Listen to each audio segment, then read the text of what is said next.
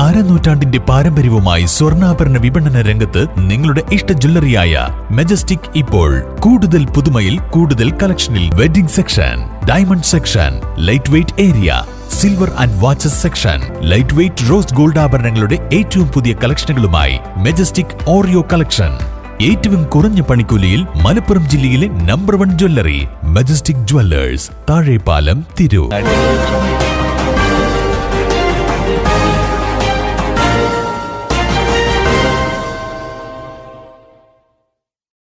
നമസ്കാരം, പ്രഹേളിക ന്യൂസിലേക്ക് സ്വാഗതം. 10 കൊല്ലമായിട്ട് 100 മീറ്റർ റോഡ് പോലും PW പുതുതായി ഏറ്റെടുത്തിട്ടില്ല എന്നുള്ളതാണ് വസ്തുത.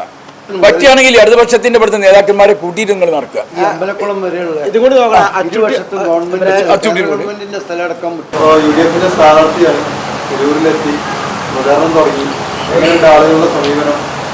നല്ല സമീപനം. ജനങ്ങൾ വളരെ ആവേശത്തിലാണ്. ഈ തെരഞ്ഞെടുപ്പിന് പൂർവോപരി ചില പ്രാധാന്യങ്ങൾ കൈവന്നിരിക്കുകയാണ്. 10 കൊല്ലത്തെ തുടർച്ചയായുള്ള കേരളത്തിലെ ജനങ്ങളുടെ ദുരിതപൂർണമായ ഒരു ജീവിത സാഹചര്യത്തെ വിലയിരുത്തിയാണ് ജനങ്ങൾ ഈ തെരഞ്ഞെടുപ്പിനെ കാണുന്നത്. അതുകൊണ്ട് തന്നെ ജനങ്ങൾ അതിനെതിരായി ഈ ഭരണകൂട ജനവിരുദ്ധ മനോഭാവങ്ങൾക്കെതിരായി പ്രതികരിക്കാൻ കിട്ടിയ ഒരു നല്ല സന്ദർഭമായി ജനങ്ങൾ ഈ തെരഞ്ഞെടുപ്പിനെ ഏറ്റെടുത്തിരിക്കുകയാണ്. അതിൻ്റെ ഒരു ആവേശവും കാര്യങ്ങളും എല്ലായിടത്തും വളരെ വ്യക്തമായി തന്നെ നമുക്ക് ബോധ്യപ്പെടുന്നു. ഇടതുപക്ഷ സർക്കാർ നിഷേധാത്മക സമീപനം സ്വീകരിച്ചുകൊണ്ട് എന്തൊക്കെ വികസനങ്ങളാണ് തിരൂരിൽ കഴിഞ്ഞ 5 കൊല്ലം കൊണ്ട് കൊണ്ടുവരാൻ സാധിക്കാതിരിക്കുന്നത്? ഞാൻ ഈ അവസാനത്തെ ബജറ്റിൽ 163.5 കോടി രൂപയുടെ പദ്ധതികൾ ഗവൺമെൻറ് സമർപ്പിച്ചു. എല്ലാ വർഷവും 20 ഇനം ആവശ്യങ്ങൾ ഉന്നയിക്കാനാണ് ആവശ്യപ്പെടാറുള്ളത്. ഞാൻ സ്കൂളുകളെല്ലാം കൂടി ഒന്നായി, റോഡുകളെല്ലാം കൂടി ഒന്ന്, ആശുപത്രികൾ ഈ CHCകൾ രണ്ടും കൂടി ഒന്ന്, ഈ രീതിയിൽ 20 എണ്ണം പാലം, തോട് ഇതൊക്കെ എടുത്തുകൊണ്ട് നമ്മൾ സമർപ്പിച്ചു. അതിൽ 6 കോടി രൂപ മാത്രമാണ് 2 റോഡുകൾ, മണ്ഡലത്തിലെ ഏറ്റവും മോശമായ 2 റോഡ്, അതിനെയാണ് പ്രാധാന്യം ചെയ്ത് ഞാൻ ഒന്നാമതായി കൊടുത്തിരുന്നത്. അതിന് 7.5 കോടി രൂപയാണ് ഞാൻ ചോദിച്ചിരുന്നത്. അതിന് ഒരു 6 കോടി രൂപ ഈ വർഷം അനുവദിച്ച് കിട്ടി.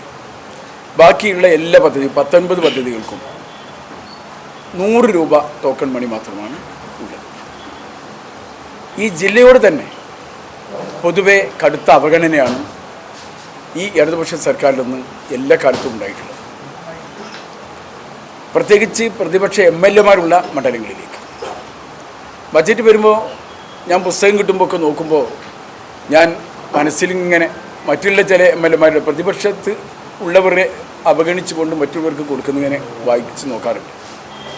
താന്നൂരും തവനൂരും ഇഷ്ടംപോലെ കൊടുക്കുന്നു, അവർ തന്നെ 100 കണക്കിന് കോടി രൂപയുടെ പദ്ധതി കിട്ടിയെന്ന് പ്രസ്താവനയിൽ ഇറക്കാറുമുണ്ട്. അപ്പോൾ ഞാൻ ഈ 6 കോടിയുടെ പ്രസ്താവനയുമായിട്ടാണ് നിങ്ങളുടെ മുമ്പിൽ ഞാൻ വരാറുള്ളത്. അപ്പോൾ ഒരു ഗവൺമെൻറ് ഈ ജില്ലയിലെ മുഴുവൻ ആളുകളെയും നമ്മളൊക്കെ കേരളീയരാണ് എന്ന ഒരു പ്രഥമ പരിഗണന പോലും നൽകുന്നില്ല എന്ന വസ്തുത വളരെ ഖേദപൂർവ്വം ഞാൻ നിങ്ങളെ അറിയിക്കാൻ ആഗ്രഹിക്കുകയാണ്.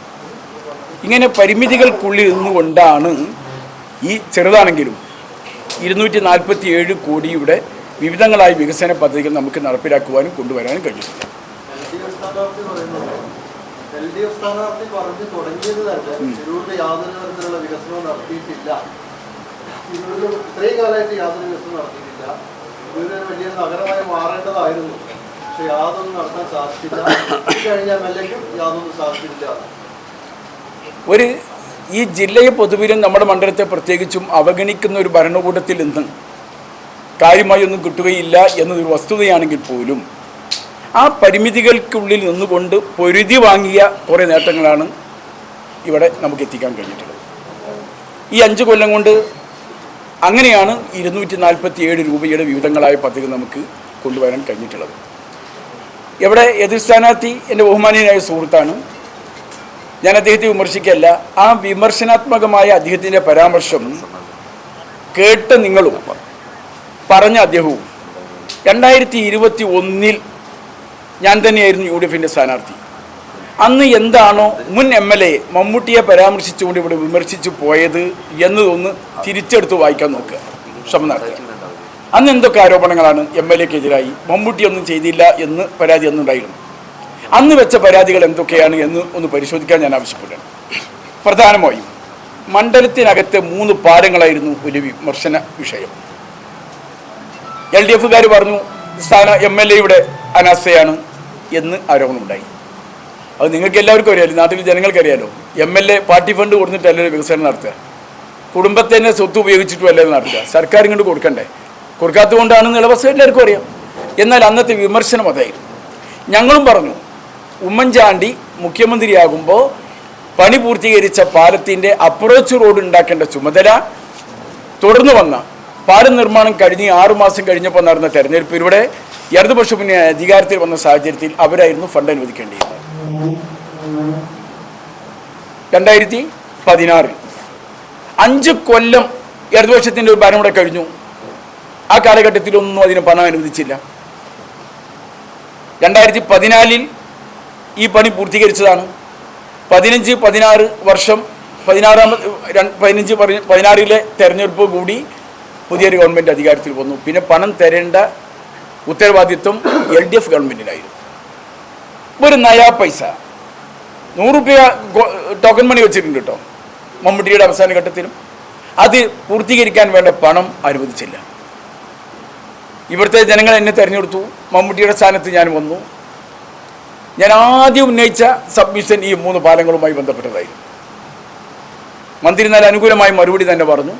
പക്ഷേ 2 കൊല്ലം വീണ്ടും കഴിയേണ്ടി വന്നു ഇതിന് ഫണ്ട് നമുക്ക് ലഭ്യമാക്കാൻ. ആദ്യം ഒരു പാലത്തിൻ്റെത് കിട്ടി, പിന്നീട് 2ാമത്തെ പാലത്തിൻ്റെത് നമുക്ക് കിട്ടി, പിന്നീട് 3ാമത്തെ പാലം പൊന്മുണ്ട ബൈപ്പാസിന് വേണ്ടി കുറേ സമ്മർദ്ദങ്ങൾ ചെലുത്തി. അതിനുവേണ്ടി മാത്രം ഒരു സബ്മിഷൻ ഞാൻ ഉന്നയിച്ചു.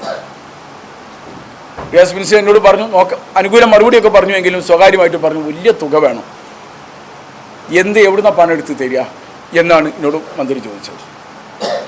അപ്പോഴാണ് ഉദ്യോഗസ്ഥന്മാരെ സത്യത്തിൽ എന്നോട് പറഞ്ഞത് കേന്ദ്രത്തിൽ നിന്ന് ഫണ്ട് കിട്ടാൻ സാധ്യതയുണ്ട്. ഉദ്യോഗസ്ഥന്മാരെ സൂചിപ്പിച്ചെന്നോട്. ഞാൻ അതിനനുസരിച്ച് CE കണ്ടു, CEനോട് സംസാരിച്ചു. ഇവിടുന്ന് അതിനുള്ള കടലാസുകളൊക്കെ റെഡിയാക്കി അയച്ചു. 1 മാസം കൊണ്ട്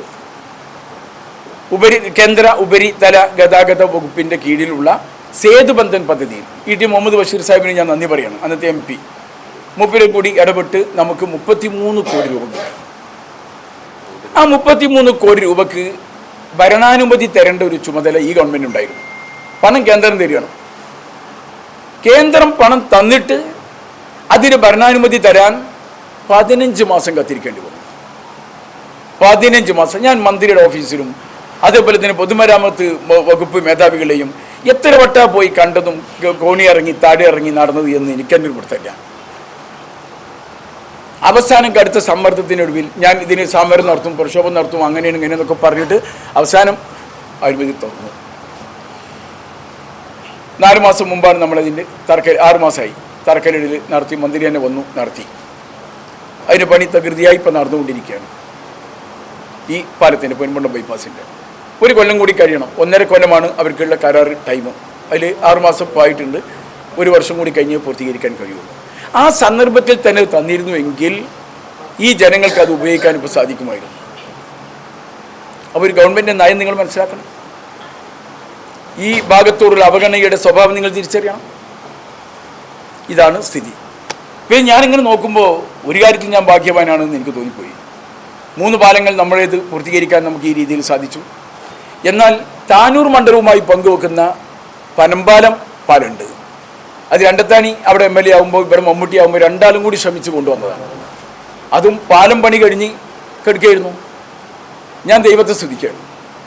പ്രതിപക്ഷത്തുള്ള MLA ആയിട്ടും അപ്പുറത്ത് മന്ത്രി ജനപ്രതിനിധിയായി ഉണ്ടായിട്ടും എൻ്റെ ഈ 3 പാലങ്ങൾക്കും പണം കിട്ടുകയും 2 റോഡ് തുറന്നു കൊടുക്കുകയും പാലം തുറന്നു കൊടുക്കുകയും ചെയ്തതിന് ശേഷമാണ് അതിൻ്റെ വർക്ക് ആരംഭിക്കാൻ കഴിഞ്ഞത്. അപ്പോൾ ഭാഗ്യം കൊണ്ട് അവരെക്കാൾ മന്ത്രി ഉണ്ടായിട്ടും ഭരണപക്ഷ MLA ആയിട്ടും അവരെക്കാൾ മുമ്പ് എനിക്കിത് കിട്ടി എന്നതിലൊരു അഭിമാനം ഞാൻ കൊള്ളുന്നുണ്ട്. ഇത്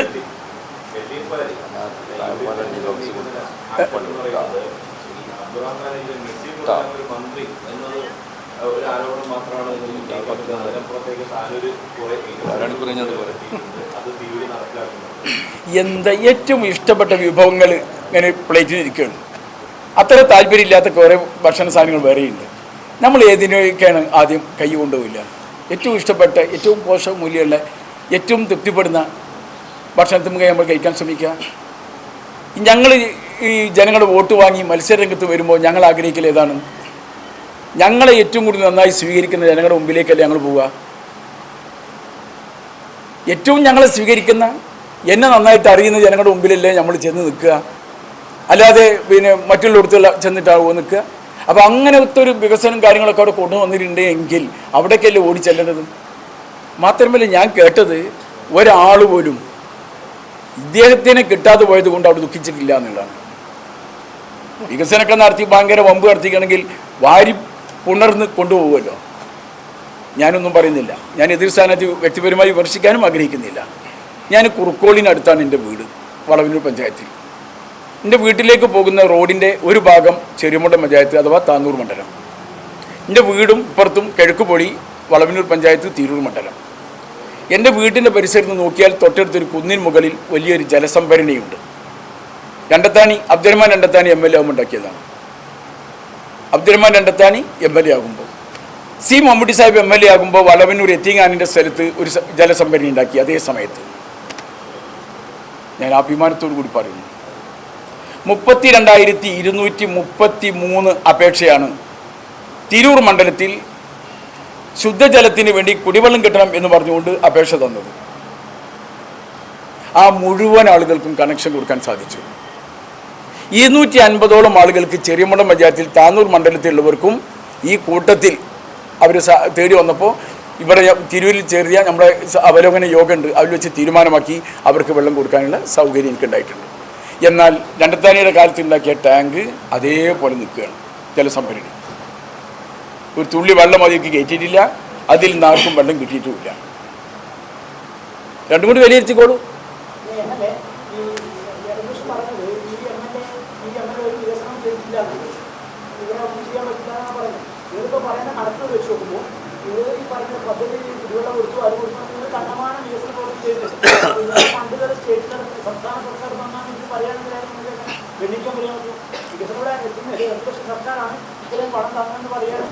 കേന്ദ്ര സംസ്ഥാന സർക്കാരുകളുടെ പണം എന്ന് പറഞ്ഞാൽ ഈ അടുത്ത വർഷം മുന്നണിയുടെ ഫണ്ടോ അല്ലെങ്കിൽ UDF ഭരിക്കുന്ന കാലത്ത് UDFൻ്റെ സ്വത്തോ അല്ല വികസനത്തിനോട് ഉപയോഗിക്കുന്നത്.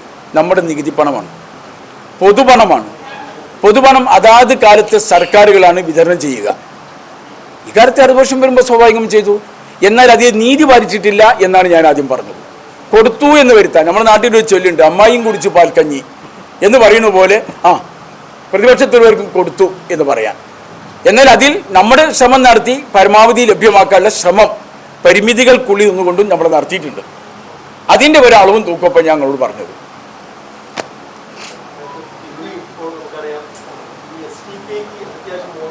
എങ്ങനെ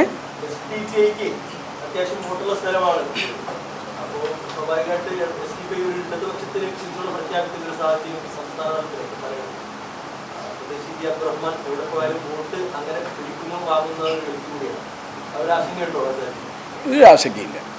ഞാൻ പിന്നെ ഈ വോട്ടർമാരെയാണ് മുമ്പിൽ കാണുന്നത്. അവർ പിടിക്കുന്ന കൊടിയോ അവരുടെ ജാതിയോ മതമൊന്നും ഞാൻ അന്വേഷിച്ച് പോകാറില്ല. ഞാനിവിടെ 2 ലക്ഷത്തിലപ്പുറം വോട്ടർമാരുണ്ട്. കേരളത്തിലെ ഏറ്റവും കൂടുതൽ വോട്ടർമാരുള്ള മണ്ഡലമാണിത്. ഓരോരുത്തരെയും കാണാൻ ഞാൻ ശ്രമിക്കുന്നുണ്ട്. പരമാവധി ആളുകളെ കാണണം എന്നാണ് എൻ്റെ ആഗ്രഹം. അവരെ കൊടി ഏതാണ്, കൈക്കലുണ്ടോ, ഒരു ജാതി ഏതാണ്, എന്താ അച്ഛനും അമ്മയും പേരിട്ടിരിക്കുന്നത് എന്നൊന്നും ഞാൻ ചോദിക്കാൻ പോകുന്നില്ല. വോട്ടർമാരായി മുഴുവൻ ആളുകൾ ഞാൻ സമീപിക്കുകയാണ്. ഇല്ല, ഞാനിവിടുത്തെ ജനങ്ങളെ പ്രതിനിധീകരിക്കാനല്ലേ നിൽക്കുന്നത്. ഞാൻ ഇവിടുത്തെ ജനങ്ങളെ പ്രതിനിധീകരിക്കാനാണ് നിൽക്കുന്നത്. അല്ല, ഈ പത്രക്കാരോടെ നമ്മൾ നിങ്ങൾ പറഞ്ഞൊരു പദ്ധതി, ഒരു ജനപ്രതിനിധി എന്ന നിലയിൽ ഇയാളുടെ മുന്നിൽ വെച്ച ഒരു പദ്ധതി എന്താണ്, അതിന് ഇയാൾ ചെയ്ത പ്രവർത്തനം എന്താണ്? ഞങ്ങളൊരാൾ പറയില്ല, ഇപ്പോൾ 65 കോടി രൂപയുടെ പദ്ധതിയാണ് ആദവനാട് ഡിസേബിളായ കുട്ടികളുടെ ഒരു പുനരധിവാസ ഗ്രാമമാണ്. ആ മന്ത്രിയുടെ മണ്ഡലമാണ് താന്നൂർ. യഥാർത്ഥത്തിൽ അത് കൊണ്ടുവന്ന് സ്റ്റേറ്റിൽ ഓൺലി ഒറ്റ പ്രോജക്റ്റാണ്, അത് തിരൂരില്ല. തിരൂർ എന്ന് പറഞ്ഞാൽ ആദവനാട്. അപ്പോൾ ഈ കുടിവെള്ള പദ്ധതി നമ്മൾ ചില്ലറക്കാരില്ല, കേന്ദ്ര ഫണ്ടുണ്ടാവും. വലിയ മേജർ പദ്ധതിയിലൊക്കെ കേന്ദ്രം പ്രാദേശിക ഫണ്ടുകളുണ്ടാവും. അത് ഉപയോഗപ്പെടുത്തണം. ഇവിടെ ടാങ്കും വെള്ളം ഇവിടെ നിൽക്കുകയാണ്. അതേസമയത്ത് ഇയാൾ MLA എന്നില്ല അയാളത് ഉപയോഗപ്പെടുത്തി യഥാസമയം വർക്ക് ചെയ്തു. അവിടെയാണ്. മറ്റൊന്ന്, ഈ MLA തയ്യാറാക്കിയ പദ്ധതി ഏതാണ്? ജനകീയമാണ്. തുഞ്ചൻ പറമ്പിൽ വെച്ചിട്ടാണ് ഉദ്യോഗസ്ഥന്മാരുടെ സാന്നിധ്യത്തിൽ എല്ലാവരും വിളിച്ചു ചേർത്ത് പത്രക്കാർ എന്നോട് ചോദിച്ചു, എന്താണ് നമ്മുടെ പദ്ധതി ഏതാണ്, പ്രയോറിറ്റി ഏതാണ്? ആ പ്രയോറിറ്റി വെച്ച് കാര്യങ്ങൾ നടന്നു. അങ്ങനെ നിങ്ങൾ പറഞ്ഞ ഒരു പദ്ധതിയിൽ ഇയാളുടെ അനാസ്ഥ കൊണ്ട്, പോരായ്മ കൊണ്ട്, ശ്രദ്ധിക്കാത്തത് കൊണ്ട് നടന്നില്ലെന്ന് മാത്രമല്ല, നമ്മളെല്ലാവരും ഈ സോഷ്യൽ മീഡിയയിലൊക്കെ പറഞ്ഞു മെട്രോ വരുന്നത് ഇയാൾ പറഞ്ഞു. അപ്പോൾ സത്യം പറഞ്ഞാൽ ഇത് പല സംവിധാനവും ചർച്ച ചെയ്തുകൊണ്ടിരിക്കുകയാണ്. എങ്ങനെയാണ് ഈ മലപ്പുറമൊക്കെ കറക്റ്റ് ചെയ്തിട്ട് അത് ഉപയോഗപ്പെടുത്താൻ പറ്റുമെന്നുള്ളത്. അപ്പോൾ നമുക്കറിയാമല്ലോ. അപ്പോൾ യഥാർത്ഥത്തിൽ ഒരു ജനപ്രതിനിധിയുടെ പൂർണ്ണാർത്ഥത്തിൽ ഇദ്ദേഹം അത് ചെയ്തിട്ടുണ്ടെന്നാണ് നമ്മുടെ ഒരു അഭിപ്രായം. അതിന് മറിച്ചാണെങ്കിൽ ഇപ്പോൾ കോളേജിൻ്റെ കാര്യം, ഇവിടെ ഇതറിയില്ല, സ്റ്റേഡിയങ്ങൾ, കാട്ടിലങ്ങാടി സ്റ്റേഡിയത്തിന് ടോട്ടൽ ചിലവ് 19 കോടി 14 ലക്ഷം. അവിടെ നിങ്ങൾ പോയി നോക്കി. പിന്നെ എങ്ങനെയാണ് ഒരു മികവ് നമ്മൾ കണ്ടെത്തേണ്ടത്? എങ്ങനെയാണ്? എന്നാൽ ഇവിടുത്തെ സ്റ്റേഡിയം, സ്പോർട്സ് കൗൺസിലിന് സ്റ്റേഡിയം കൊടുക്കണം എന്നാണ് മന്ത്രിയുടെ വാദം. ഒരുപാട് ചർച്ച ചെയ്തു. സ്പോർട്സ് കൗൺസിലിന് കൊടുത്താൽ നമുക്കിത് ഉപയോഗപ്പെടുത്താൻ പറ്റും. അത് മന്ത്രിയുടെ കുറ്റമല്ല, ആർക്കും പറ്റില്ല. നമ്മളാവട്ടെ പ്രാദേശികമായിട്ട് ഇപ്പോൾ കേരളോത്സവമൊക്കെ വരുമ്പോൾ സ്റ്റേഡിയങ്ങൾ തിരഞ്ഞെടുക്കലാണ്. നമ്മുടെ ഏറ്റവും ഉപയോഗപ്പെടുന്നത് ഇപ്പോൾ മുനിസിപ്പാലിറ്റി ഉപയോഗപ്പെടുത്തി, എല്ലാ പഞ്ചായത്തും അത് ഉപയോഗപ്പെടുത്തും. സ്പോർട്സ് കൗൺസിൽ കൊടുത്താൽ കഴിയില്ല. ഈ ടൂറിസത്തിന് ഇപ്പോൾ കൊടുക്കുന്ന ചില സംഗതി ടൂറിസം ചെയ്യാറ്, പ്രാദേശികമായ ഭരണകൂടങ്ങൾക്ക് ഇടപെടാൻ കഴിയില്ല. ഇയാൾ എന്താ ചെയ്യേണ്ടത്? പ്രാദേശികമായ ഭരണകൂടത്തിന് നിയന്ത്രിക്കാൻ കഴിയുന്നതാണ് ഈ സ്റ്റേഡിയം. ആ തർക്കം കൊണ്ട് എവിടെ എത്തി? അവിടെ നിന്നു. ഞാൻ പറഞ്ഞതെന്ന് വെച്ചാൽ കമ്പയർ ചെയ്യണല്ലോ എന്താണെന്നുള്ളത്. ആ നിലയിൽ A+ നേടിയ ഏറ്റവും വലിയ MLA ആണ്. നമ്മുടെ നിന്ന് പറയാൻ നിങ്ങൾക്കും അഭിമാനം ഉണ്ടാവണം, ഞങ്ങൾക്കും അഭിമാനം. അത്രേ ഉള്ളൂ. കഴിഞ്ഞ തവണ മത്സരിക്കുന്ന സമയത്ത് താങ്കൾ ഒരുപാട് വമ്പൻ വികസന പദ്ധതി പ്രഖ്യാപിച്ചു. പ്രത്യേകിച്ച് ഭൂമുടമകൾക്ക് കയ്യോട് പോലുള്ള വമ്പൻ പദ്ധതി പ്രഖ്യാപിച്ചു. അതൊക്കെല്ലാം പിന്നെ എന്താണ് സംഭവിച്ചത്? ഫ്ലൈ ഓവറിനുമായി ബന്ധപ്പെട്ട് അത് സ്റ്റേഡിയം മുതൽക്ക് നമ്മുടെ സ്റ്റേറ്റ് ബാങ്ക് വരേക്കുള്ള ചെറിയൊരു സ്ഥലത്തേക്ക് മാത്രമാണ് അംഗീകരിച്ച് കിട്ടിയിട്ടുള്ളത്.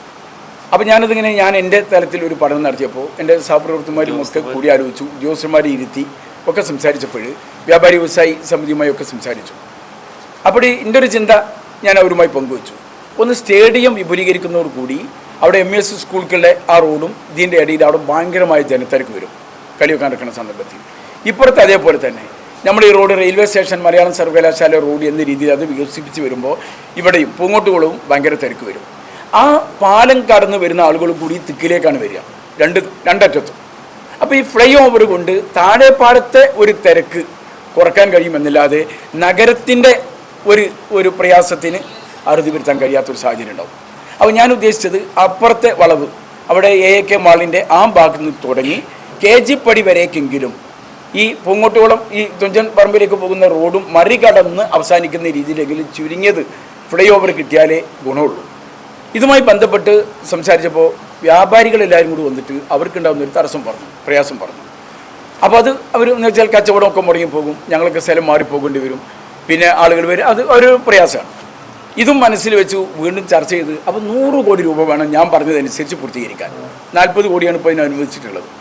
അപ്പോൾ അവർ വന്ന് പരിശോധന നടത്തിയപ്പോൾ പറഞ്ഞത് അത്രയും വലിയൊരു തുക ചെലവഴിക്കേണ്ട, അത്രമാത്രം വലിയൊരു വാഹനത്തിരക്ക് ഇവിടെ ഇല്ല എന്നാണ് അവർ റിപ്പോർട്ട് വന്നത്. അപ്പോൾ അതിൻ്റെ ഫലമായിട്ട് ഞാൻ കിഫ്ബി മേധാവികളുമായി സംസാരിച്ചു. അപ്പോൾ അവരുടെ അവസാന തീരുമാനത്തിൽ എത്തിയിട്ടുള്ളത് ഈ റോഡ് വീതി കൂട്ടുക എന്നുള്ളതാണ്. റോഡ് വീതി കൂട്ടുക, നമ്മുടെ അപ്പുറം നെർമരുതൂരിലെ മേൽപ്പാലം മുതൽക്ക്, റെയിൽവേ മേൽപ്പാലം മുതൽക്ക് VP അങ്ങാടി വരെയുള്ള റോഡ് വീതി കൂട്ടാൻ 40 കോടി രൂപ അതിനുവേണ്ടി കിഫ്ബി നീക്കി വെച്ചിട്ടുണ്ട്. അതിന് മറ്റു നടപടികളായിട്ടില്ല. ഇനി അതിൻ്റെ ഭരണാനുമതിയും സാങ്കേതിക അനുമതിക്ക് കിട്ടേണ്ടതുണ്ട്. അപ്പോൾ അതിൻ്റെ ചർച്ച ഇതിൻ്റെ അടിയിൽ ആയതുകൊണ്ട് 15 ദിവസം മുമ്പാണ് ഈ തീരുമാനത്തിൽ എത്തിയത്. അപ്പോൾ അതുകൊണ്ട് അതിൻ്റെ മറ്റു നടപടിക്രമങ്ങൾ ഇനി ഇലക്ഷൻ കഴിഞ്ഞതിന് ശേഷം പറ്റുള്ളൂ. ഏത് നേരത്തെ അത് മേൽപ്പാലത്തിന് വേണ്ടിയായിരുന്നു. അത് റോഡ് വീതി കൂടുതൽ മാറ്റി മേൽപ്പാലമാക്കി മാറ്റി 40 കോടി രൂപ അതിനുവേണ്ടി നീക്കി വെച്ചു. ആ 40 കോടി ഇപ്പോൾ റോഡ് വീതി കൂട്ടുക എന്നുള്ളതിലേക്ക് തിരിച്ച് വീണ്ടും കണ്ടതിന് വരികയാണ്.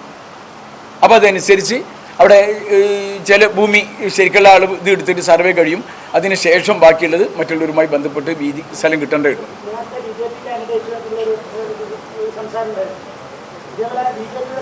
ആ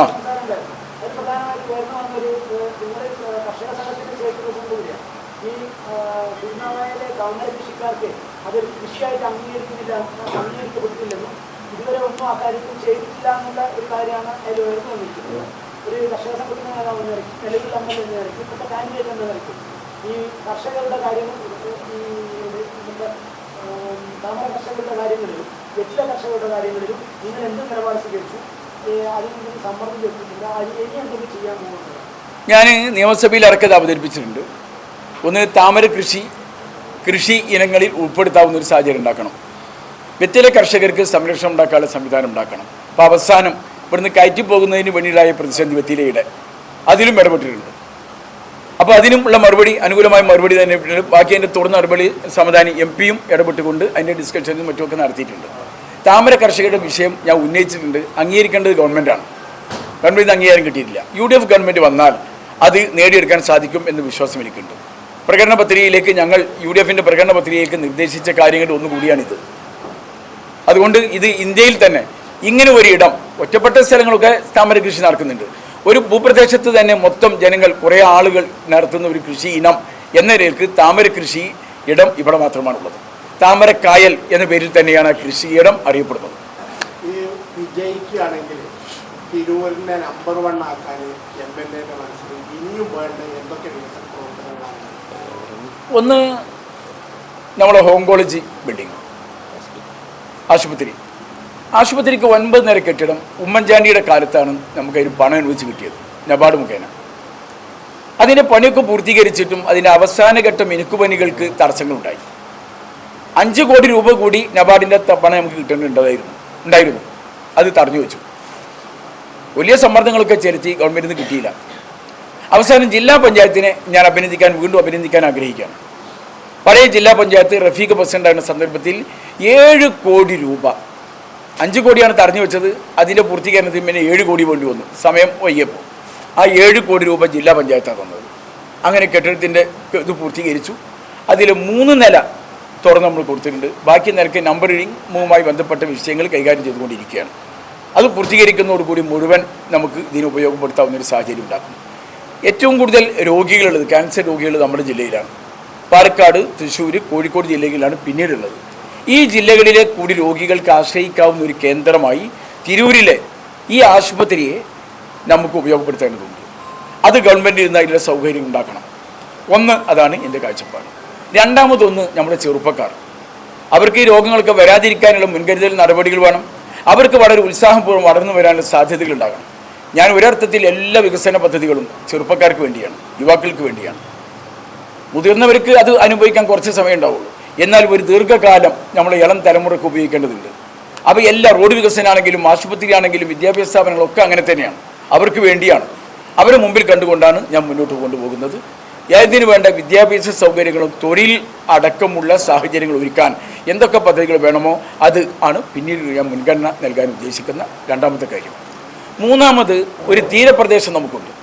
ആ തീരപ്രദേശത്തെ മത്സ്യത്തൊഴിലാളികൾക്ക് അവർ അധ്വാനിച്ച് ഉണ്ടാക്കുന്ന അവരുടെ വിഭവങ്ങൾ, മത്സ്യം സംസ്കരിക്കുവാനും അത് പിടിച്ച് അത് ഉപയോഗപ്പെടുത്തുവാനും കാര്യങ്ങൾക്കൊക്കെ വേണ്ട ഒരു മിനി ഹാർബർ ഉൾപ്പെടെയുള്ള സംസ്കരണ സംവിധാനത്തോടു കൂടിയുള്ള പദ്ധതികൾ ഉണ്ടാവണം. ആ രീതിയിൽ ഉള്ള സംവിധാനവും ഈ 3 കാര്യങ്ങൾക്കാണ് ഞാൻ പ്രാധാന്യം കൊടുക്കുന്നത്. ഒപ്പം തന്നെ നമ്മുടെ റോഡുകളുടെ വികസനം. റോഡുകൾ വികസിച്ചാലേ നമ്മുടെ പ്രദേശം വളരുള്ളൂ, നമ്മുടെ നഗരം വളരുള്ളൂ. അതിന് എല്ലാ പിന്തുണയും ജനങ്ങളിൽ ഞാൻ എപ്പോഴും തേടിക്കൊണ്ടിരിക്കുകയാണ്. ഞാൻ വളരെ സന്തോഷവും അഭിമാനമുണ്ട്. നമ്മുടെ പയ്യനങ്ങാടി ഈ പനമ്പാലം റോഡ് വീതി കൂട്ടാൻ 4 മീറ്റർ വീതി ഉണ്ടായിരുന്നുള്ളൂ. ഇന്നിപ്പോൾ നിങ്ങൾ ചെന്ന് നോക്കൂ, അത് 8 മീറ്റർ മുതൽക്ക് 12 മീറ്റർ വീതി വരെയായിട്ടാണ് വികസിപ്പിക്കാൻ നമുക്ക് സാധിച്ചത്. 8 മീറ്റർ എന്ന് പറയുന്നത് സ്കൂളും പള്ളിയും അപ്പുറത്തും ഇപ്പുറത്തും ഉണ്ടായതുകൊണ്ട് മാത്രമാണ് ഇവിടെ 8 മീറ്റർ നമ്മൾ ഒതുക്കിയത്. നിങ്ങൾക്കൊക്കെ ഇത് കാണാൻ സാധിക്കും. ഞാൻ ആ ജനങ്ങളെ ഫ്രീ ആയിട്ടാണ് സ്ഥലം തന്നത്, ഫ്രീ ആയിട്ട്. അതിനെപ്പോലും കുറ്റപ്പെടുന്ന ആളുകളുണ്ട്. ഞാൻ എന്താ പറയുക, വികസനങ്ങളൊന്നും തന്നിട്ടില്ല എന്ന് പറഞ്ഞ് ചിലപ്പോൾ അവർ ബധീരരായിരിക്കാം, അല്ലെങ്കിൽ അന്ധരായിരിക്കാം. ഇത് കാണാനോ ഈ പറയുന്നത് കേൾക്കാനോ അവർക്ക് കഴിയുന്നുണ്ടായിരിക്കില്ല. അതുകൊണ്ടാണ് ഈ വികസനം വന്നിട്ടില്ല എന്ന് പറഞ്ഞവരോട് ഞാൻ പയ്യനങ്ങാടി വഴി ഒന്ന് കടന്നു പോകാൻ വേണ്ടി പറയാം. 3/4 കിലോമീറ്ററുള്ളൂ ആ റോഡ് പനമ്പാലം വരേക്ക്. പനമ്പാലം മുതലേക്ക് കടുങ്ങാത്തുകുണ്ട് വരെ PWD റോഡാണ്. ഇവിടെ സ്റ്റേറ്റ് ഹൈവേയിൽപ്പെട്ട റോഡാണ്. ഇത് രണ്ടിനും ഇടയിലുള്ള 3/4 കിലോമീറ്റർ മാത്രം വരുന്ന ഈ റോഡ് അഭിവൃദ്ധിപ്പെടുത്തുവാനും അത് PWD അംഗീകരിക്കണമെന്ന് പറഞ്ഞിട്ട് അതിന് തയ്യാറായിട്ടില്ലാത്ത സർക്കാരാണ് കേരളത്തിലുള്ളത്. 3/4 കിലോമീറ്റർ റോഡ്. എന്നാൽ കഴിഞ്ഞ ഉമ്മൻചാണ്ടി സർക്കാരിൻ്റെ കാലത്ത് എത്രമാത്രം റോഡുകൾ പുതുതായി നമുക്ക് ഇവിടെ അംഗീകരിച്ച് കിട്ടി. PWD അംഗീകരിച്ചു. ഒന്നാലോചിച്ച് നോക്കൂ, 10 കൊല്ലമായിട്ട് 100 മീറ്റർ റോഡ് പോലും PWD പുതുതായി ഏറ്റെടുത്തിട്ടില്ല എന്നുള്ളതാണ് വസ്തുത. അപ്പോൾ റോഡ് വികസിച്ചോ ഇല്ല എന്നുള്ളത്, ഇവിടെ വികസനം വന്നോ ഇല്ലേ എന്നുള്ളത്, ഒന്ന് പുത്തനത്താണി മുതൽ വൈലത്തൂരിലേക്ക് യാത്ര ചെയ്യുക. അതിന് 5,20,00,000 രൂപ സമ്പാദിച്ച് ഞാനാണ് ഗവൺമെൻറ് ഇത് വാങ്ങിച്ചത്. അതിൽ പകുതി ഭാഗേ തിരൂർ മണ്ഡലമുള്ളൂ, പകുതി താനൂർ മണ്ഡലമാണ്. എനിക്ക് അംഗീകരിച്ച് തന്ന തിരൂർ മണ്ഡലത്തിന് അനുവദിച്ച് തന്ന പണത്തിൽപ്പെട്ടതാണ് 5,20,00,000 രൂപ. അന്നാഴ റോഡ് വികസിപ്പിച്ചതിൻ്റെ ഭാഗമാണ്. ഈ റോഡ് വികസിപ്പിച്ചതിൻ്റെ ഭാഗമാണ്. റെയിൽവേ സ്റ്റേഷൻ, മലയാളം സർവകലാശാല, നമ്മുടെ ജില്ലാ ആശുപത്രി, സിവിൽ സ്റ്റേഷന് മുമ്പിലൂടെ പോകുന്ന റോഡ്, അവിടെയും ചില ആളുകൾ തടസ്സക്കാരായി ഉണ്ട്. അങ്കുലി പരിമിതരാണ്. ആരൊക്കെയാണ് എന്ന് നിങ്ങൾ നോക്കുക, അന്വേഷിക്കുക. അതെൻ്റെ കടമ ഇപ്പോൾ ഞങ്ങളോട് പറയുന്നില്ല. സ്ഥലം വിട്ടുതരാതെ മടിച്ചു നിന്നത് ആരാണ് എന്ന് നിങ്ങൾ നോക്കുക. അപ്പോൾ ആരാണ് വികസനത്തിന് ശ്രമിക്കുന്നത്? ആരാണ് വികസനത്തെ തടസ്സം ചെയ്യുന്നത്? വളരെ വ്യാപകമായിട്ട് വരുന്നുണ്ട് ആ റോഡിന്റെ എൻ്റെ ജില്ലാ ആശുപത്രി റോഡിൽ സ്ഥലം വിട്ടു നൽകാത്ത ഇരുവിഭാഗവും സോഷ്യൽ മീഡിയയിൽ നന്നായി പ്രചരിപ്പിക്കുന്നുണ്ട്. വിട്ടു നൽകിയെന്നും ചെയ്യാമെന്നും പറയും. അതിന്റെ പ്രശ്നം ചോദിക്കാൻ പോയി നോക്കിയാലോ അതിപ്പോൾ ഞാൻ എന്താ പറയുക, ശ്രദ്ധിച്ചാലറിയാം. നിങ്ങളൊന്ന് ഇങ്ങനെ ഒന്ന് അതുവഴി നടന്നു പോകുക. സിറ്റി ജംഗ്ഷൻ പറ്റുകയാണെങ്കിൽ ഇടതുപക്ഷത്തിന്റെ ഇവിടുത്തെ നേതാക്കന്മാരെ കൂട്ടിയിട്ട് നിങ്ങൾ നടക്കുക. അമ്പലക്കുളം വരെയുള്ള ഇതുകൂടി നോക്കണം. ഇരുവശത്തും ഗവൺമെന്റിന്റെ സ്ഥലമടക്കം വിട്ടുകൊടുക്കും. അല്ല, നമ്മളെ ഇത് ഈ റോഡ് കൂടി നോക്കണം. അതായത് ആ റോഡ് പോയാലും കാരണം കട്ടിങ് കാണാം, ബ്ലോക്ക് ചെയ്തുകൊണ്ട്. ജസ്റ്റ് നോക്കിയാൽ നിങ്ങൾ രണ്ട് ഭാഗത്തും ഒന്ന് സന്ദർശിക്കാൻ ഞാൻ ആവശ്യപ്പെടുന്നു. ഇരുമ്പിന്റെ ഗ്രില്ല് വെച്ചിട്ടുണ്ട്. തിരൂര് നമ്പർ 1 ആകാനേ തീരദേശം കേന്ദ്രമാക്കിയിട്ട് ഒരു തിരൂർ ജില്ല വേണമെന്നുള്ള ആവശ്യം കുറേ കാലമായി അന്തരീക്ഷപ്പെടുന്നു.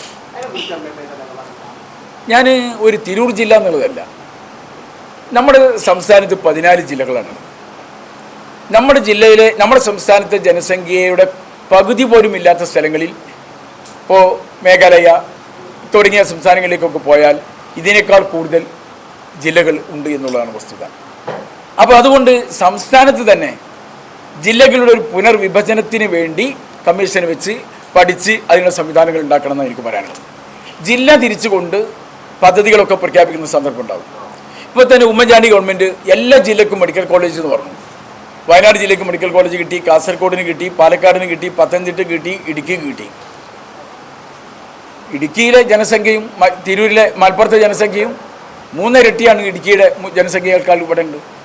വയനാട്ടിലെ ജനസംഖ്യയുടെ 5 ഇരട്ടി ജനസംഖ്യ ഇവിടെ ഉണ്ട്.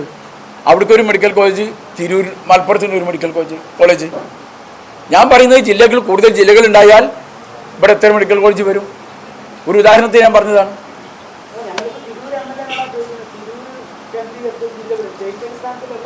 സ്വാഭാവികമായിട്ടും അത് ഈ സംസ്ഥാന തലത്തിൽ അതിൻ്റെ ഒരു ഭാഗമായിട്ട് നിൽക്കും തിരൂരും. തിരൂര് പ്രധാന കേന്ദ്രമാണ്. ഒരു ജില്ല മലയാളം സർവകലാശാലയ്ക്ക് പുതിയ ബിൽഡിംഗും ഒക്കെ വരുന്നുണ്ട്. ആ കാര്യത്തിൽ 20 കോടി രൂപ മലയാളം സർവകലാശാലയ്ക്ക് കെട്ടിടം ഉണ്ടാക്കുന്നതിന് വേണ്ടി പദ്ധതിയിൽ അംഗീകരിച്ച് കിട്ടിയിട്ടുണ്ട്. പക്ഷേ ആ പണം ഉപയോഗിക്കാൻ ഭൂമിയില്ല എന്നുള്ളതാണ് വസ്തുത. ഇപ്പോൾ വാങ്ങിയ ഭൂമി ചതുപ്പ് നിലമായതുകൊണ്ട് അവിടെ കെട്ടിടം ഉണ്ടാക്കാൻ പറ്റൂല എന്ന് പറഞ്ഞിട്ടുണ്ട്. ഇപ്പോൾ അതിൻ്റെ പുറമെ ഒരു 90 ലക്ഷം രൂപ വേറെ കിട്ടി. അതിപ്പോൾ ഉള്ള കെട്ടിടത്തിൻ്റെ പിറകിൽ 90 ലക്ഷത്തിൻ്റെ ബിൽഡിംഗ് പൂർത്തീകരിക്കുകയും ഒരു 2 ആഴ്ച മുമ്പ്, വിജ്ഞാപനം വരുന്നതിൻ്റെ 2 ആഴ്ച മുമ്പ് ബിന്ദു മിനിസ്റ്റർ തന്നെ വന്ന് അതിൻ്റെ ഉദ്ഘാടന കർമ്മം നിർവഹിക്കുകയും ചെയ്തിട്ടുണ്ട് ഉള്ള സ്ഥലത്ത്. ബാക്കി 20 കോടിയുടെ ബിൽഡിംഗ് ഉണ്ടാക്കാൻ നമുക്ക് സ്ഥലമില്ല എന്നുള്ളതാണ് വസ്തുത. അക്വയർ സ്ഥലം ഇല്ല, ഉപയോഗിക്കാൻ പറ്റുന്നില്ല. പണം കിട്ടിയിട്ടും ഉപയോഗിക്കാൻ കഴിയുന്നില്ല എന്നാണ്. മലയാള സർവകലാശാലയ്ക്ക് വേണ്ടി വാങ്ങിച്ച വിവാദമായ ഭൂമി യാതൊന്നിനും ഉപയോഗിക്കാൻ കഴിയില്ല. കെട്ടിടത്തിന് പറ്റില്ല. കൃഷിയൊക്കെ നടത്താം. കാർഷിക സർവകലാശാലയ്ക്ക് കൊടുത്തിരുന്നെങ്കിൽ വളരെ അനുയോജ്യമായിരുന്നു. നമ്മളെ മദ്യനിരോധനവുമായി ബന്ധപ്പെട്ടിട്ട് MLA മണ്ഡലത്തിൽ 2 പുതിയ ബാറുകൾ വളരെ ദുഃഖമുണ്ട്. എനിക്ക് വളരെ ദുഃഖമുണ്ട്. ഉമ്മൻചാണ്ടിയുടെ ഗവൺമെൻറ്റുള്ളപ്പോൾ മലയാളം സർവകലാശാല വന്നു. മുഹമ്മദ് അലി ശിഹാബ് തങ്ങളുടെ പേരിൽ ആദവനാട് ഒരു കോളേജ് തന്നു, വനിതാ കോളേജ്. 2 ഹൈസ്കൂളുകൾ തന്നു, പരിധിയിലും അതേപോലെ തന്നെ കരിപ്പോളും. പിന്നെ അനവധി വേറെ സ്ഥാപനങ്ങൾ. കേരളത്തിൽ 40ഓളം ആർട്സ് ആൻഡ് സയൻസ് കോളേജുകൾ ആ ഗവൺമെൻറ്റിൻ്റെ കാലത്ത് വന്നു. 1/2 ഡസൻ മെഡിക്കൽ കോളേജ് വന്നു. ഈ സർവകലാശാല നമ്മുടെ നാട്ടിൽ കിട്ടി. ഈ 10 കൊല്ലം കൊണ്ട് ഈ ഒരു വിദ്യാഭ്യാസ രംഗത്ത് എന്താ സ്ഥാപനം തുടങ്ങിയതെന്ന് നിങ്ങളൊന്ന് അന്വേഷിക്കുക. ഞാൻ 2 അങ്കണവാടിക്ക് ആവശ്യപ്പെട്ടു. 2 അങ്കണവാടിക്ക് എൻ്റെ പഞ്ചായത്തിൽ ഒന്ന് വെട്ടത്തൊന്നു. വെട്ടത്ത് എൻ്റെ ഒരു സുഹൃത്ത് പറഞ്ഞു, ഞാൻ 25 സെൻറ്റ് സ്ഥലം തരാമെന്ന് പറഞ്ഞു ഒരു സബ് സെൻറ്റർ തുടങ്ങാൻ. മാർഗമില്ല എന്ന് പറഞ്ഞു, പണമില്ല എന്ന് പറഞ്ഞു. ഞാൻ ഈ വകുപ്പ് മന്ത്രിയോട്, ആരോഗ്യ വകുപ്പ് മന്ത്രിക്കാണ് ഇതിൻ്റെ ചുമതല അങ്കണവാടികളുടെ, ഞാൻ ചെന്ന് അപേക്ഷ കൊടുത്തപ്പോൾ പറഞ്ഞു MLA ഫണ്ട് വേണ്ടേ. അങ്കണവാടി 5000 രൂപയ്ക്ക് 3000 രൂപയാണ് അവിടുത്തെ ആയമാർക്കും ടീച്ചർക്കും കൊടുക്കേണ്ടുള്ളൂ. ഒരു സർവകലാശാലയിൽ എത്ര രൂപ വരെ ശമ്പളമുള്ളവരാണ് ഉള്ളത് നോക്കുക. ഒരു കോളേജിൽ എത്രയാണ് ശമ്പളവും എത്ര ജീവനക്കാരുണ്ടാവും എന്നൊന്ന് ആലോചിക്കുക. നമ്മളെ മണ്ഡലത്തിന് മാത്രം കിട്ടിയതാണ് ഞാൻ പറഞ്ഞത്. വെറും 8000-ഓ 10,000-ന് താഴെ മാത്രം മാസം ചെലവ് വരുന്ന അങ്കണവാടി കെട്ടിടം നമ്മൾ ഉണ്ടാക്കി കൊടുക്കും, സ്ഥലം നമ്മൾ ഫ്രീ ആയിട്ട് കൊടുക്കും. അത് അനുവദിക്കാൻ കഴിഞ്ഞില്ല. ആ ഗവൺമെൻറ് 927 മദ്യഷാപ്പുകൾ ഇവർ തുടങ്ങിയിട്ടുണ്ട് എന്നുള്ള വസ്തുത.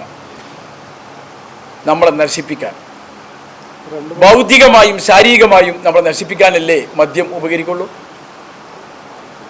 ഇതൊക്കെ കേരളീയർ ചിന്തിക്കണം.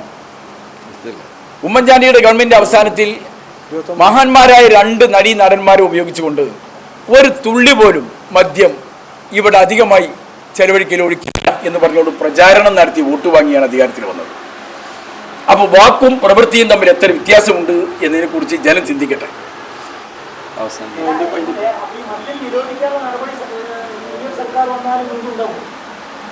അതൊക്കെ കൂടി ആലോചനയ്ക്ക് ശേഷം പറയേണ്ട കാര്യങ്ങളാണ്.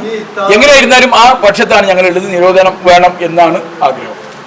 ഉമ്മൻചാണ്ടി അതിനു വേണ്ടിയുള്ള ശ്രമം തുടങ്ങിക്കഴിഞ്ഞു. ജുഡീഷ്യൽ കമ്മീഷൻ തിരൂരിൽ വെച്ചിട്ടാണ് സിറ്റിംഗ് ഒക്കെ നടത്തിയത്.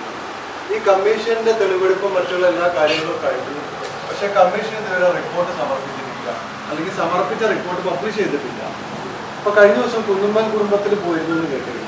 എന്താണ് കുന്നുമ്മൽ കുടുംബത്തിന്റെ ഒരു നിലവിലെ അവരുടെ ആവശ്യം? അവർക്ക് നീതി കിട്ടിയിട്ടില്ല. ആ നീതി വാങ്ങിക്കൊടുക്കാൻ എന്താണ് ചെയ്യാൻ പറ്റുക? ഞാൻ അവർക്ക് വാക്ക് കൊടുത്തിട്ടുണ്ട്. UDFന്റെ ഗവൺമെൻറ് വരുമ്പോൾ ഞാൻ വീണ്ടും ജനപ്രതിനിധിയായി വരും എന്ന പ്രതീക്ഷയിൽ തന്നെ ഞാൻ അവരോട് പറഞ്ഞിട്ടുണ്ട്. നിങ്ങളുടെ ഈ വേദനാജനകമായ ഈ സാഹചര്യം ഞാൻ സർക്കാരിന് മുമ്പിൽ കൊണ്ടുവരികയും അതിന് വേണ്ട പ്രതിവിധിക്ക് വേണ്ടി പരിശ്രമം നടത്തുകയും ചെയ്യും എന്ന് ഞാൻ വാക്ക് കൊടുത്തിട്ടുണ്ട്. അവർ വളരെ ഖേദത്തോടു കൂടി പറഞ്ഞു, സർക്കാരിലെ ഒരു മന്ത്രിയോ അല്ലെങ്കിൽ അതുമായി ബന്ധപ്പെട്ട ആളുകളോ ആ വീട്ടിൽ പോലും സന്ദർശിച്ചില്ല എന്ന് പറയുന്നത്. അവരുടെ കുടുംബത്തിൽ നിന്ന് 11 ആളുകളാണ് മരിച്ചത്. 11 ആളുകൾ. കുന്നുമ്മൽ കുടുംബത്തിലെ ജ്യേഷ്ഠൻ്റെ ഭാര്യ, അനുജൻ്റെ ഭാര്യ, മക്കൾ എല്ലാവരും കൂടി 11 ആളുകൾ മരിച്ചൊരു കുടുംബം. ആ കുടുംബത്തിലാണ് ഞാൻ പോയത്. അവരെന്നോട് കെട്ടിവെക്കുന്ന തുക ഞങ്ങൾ തരും എന്ന് പറഞ്ഞ് എന്നെ വിളിച്ചുകൊണ്ടുപോയി. ഒരു കുട്ടി അവരുടെ സംഭരണ കൊടുക്ക ഞാൻ തന്നെ കണ്ണീര് കൂട്ടിപ്പോയി. അതെനിക്ക് തോന്നുന്നു തെരഞ്ഞെടുപ്പ് കെട്ടിവെക്കാൻ ഇത് ഉപയോഗിക്കണം. കെട്ടിവെക്കാൻ 10,000 രൂപ വേണ്ടത്, 10,000 ഒന്നും അതിലുണ്ടാകാൻ സാധ്യതയില്ല. എങ്കിലും ആ കൊടുക്ക എനിക്ക് തോന്നുന്നു. ഒന്ന് ആലോചിച്ച് നോക്കൂ. അവിടെ പ്രതിഷേധത്തിൻ്റെ ഒരു കനം എത്രയുണ്ട് എന്ന് പരിശോധിക്കാൻ അത് മതി. അവിടെ ഒന്ന് തിരിഞ്ഞു നോക്കുക പോലും ചെയ്തിട്ടില്ല. ഫിഷറീസ് വകുപ്പ് ഈ ജില്ലയുടെ മന്ത്രി കൈകാര്യം ചെയ്ത ഒരു 6 മാസക്കാരുണ്ടായിരുന്നു. എന്നിട്ടും അവിടെ പോയില്ല.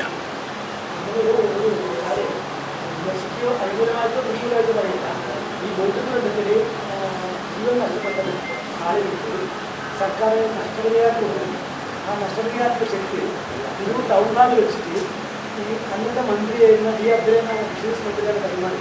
അപ്പോൾ അവർ പോയില്ലാന്നുണ്ടെങ്കിൽ ഇനി ചെയ്താൽ അവർ പറയുന്നതുകൊണ്ട് നമുക്ക് അത്ര അതേ ആളുകൾ ചികിത്സാ സഹായം കിട്ടാതൊക്കെ ഉണ്ട്. പക്ഷെ അത് ബുദ്ധിമുട്ട് അവർക്കുണ്ട്. കുട്ടികളുടെ കുട്ടിയുടെ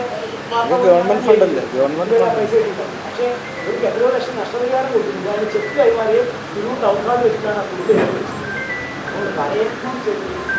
അപ്പോൾ പറയുന്നു അത് സർക്കാരിൻ്റെ ഫണ്ട് നൽകിയതിൽ പോലും നീതി കാണിച്ചിട്ടില്ല. നമ്മളെ പണമാണ് കൊടുക്കേണ്ടത്. നമ്മൾ ഈ കൂട്ടത്തിൽ മരിച്ചുപോയ ആളുകൾക്ക് അവിടെ അവിടെ ചികിത്സ, ഒരു കുട്ടി അവർക്ക് മാനസികമായ നിലതന്നെ തെറ്റിയിരിക്കുന്നു. ഉമ്മയും ജ്യേഷ്ഠനും അനുജനും ഒക്കെ മരിച്ചിങ്ങനെ കിടക്കുന്ന ആ കുട്ടി കാണേണ്ടി വരികയാണ്. ഈ വോട്ടാപുള്ളിയത്തിൽ പെട്ട കുട്ടിയാണ്. ഇപ്പോഴും ഓരോ ദിവസവും 3 ദിവസം കൂടുമ്പോൾ ആ കുട്ടിയെ ഇത് ചികിത്സയ്ക്ക് വേണ്ടി കൊണ്ടുപോവുകയാണ്. 1000 ഉറുപ്പിക ഒരു ദിവസത്തെ ചെലവുണ്ട് എന്ന് പറഞ്ഞു. ഇവർ മനുഷ്യാവകാശ കമ്മീഷനെ പോലും സമീപിച്ചു. അവർ കോടതി അവസാനം കോടതിയിൽ കമ്മീഷൻ കലക്ടർ സഭയ്ക്ക് ഫോർവേഡ് ചെയ്തു. കലക്ടർ അതുമായി ബന്ധപ്പെട്ട് ശുപാർശയൊക്കെ ചെയ്തു. ഇപ്പോൾ അവസാനം അത് എന്താണ് മറുപടി പോലും കൊടുക്കാതെ അത് മരവിപ്പിച്ച് നിർത്തിയിരിക്കുകയാണ്. ഒരു മറുപടി പോലും കൊടുത്തിട്ടില്ല. ഇപ്പോൾ ജുഡീഷ്യൽ കമ്മീഷൻ്റെ കാര്യം ഇവിടെ പറഞ്ഞു. ഞാൻ വിശ്വസിക്കുന്നു ആ കമ്മീഷൻ്റെ റിപ്പോർട്ട് വന്നാൽ എന്തോ ഭയപ്പെടുന്നുണ്ട്. അതുകൊണ്ട് ഗവൺമെൻറ് അത് തടസ്സം നിൽക്കുകയാണ് എന്നാണ് ഞാൻ വിശ്വസിക്കുന്നത്. റോഡിനെ പറ്റി വലിയ ആരാധന നിങ്ങളെ തടഞ്ഞു സോഷ്യൽ മീഡിയയിൽ നിങ്ങളെ നാട്ടിൽ റോഡ് അതിനെന്തെങ്കിലും പറയാനുണ്ടോ? അതെന്താ അങ്ങനെ ആരോപണം? ആ റോഡിന് 2.5 കോടി രൂപ കഴിഞ്ഞ ബജറ്റിൽ ലഭിച്ചിട്ടുണ്ട്. കുറുക്കോൾ ഇരിങ്ങാവൂർ റോഡ്, അത് മന്ദിര മണ്ഡലത്തിലൂടെ പോകുന്ന ഒരു ഭാഗം മന്ദിരയുടെ ഭാഗമാണ്. AI ടൂൾസ് ഉൾപ്പെടുത്തിയ കരിക്കുലം, പ്ലേസ്മെന്റ് അസിസ്റ്റന്റ് സൗകര്യം. TST college, Payyanangadi, Tirur. Branch police line. Phone 9847 300 120.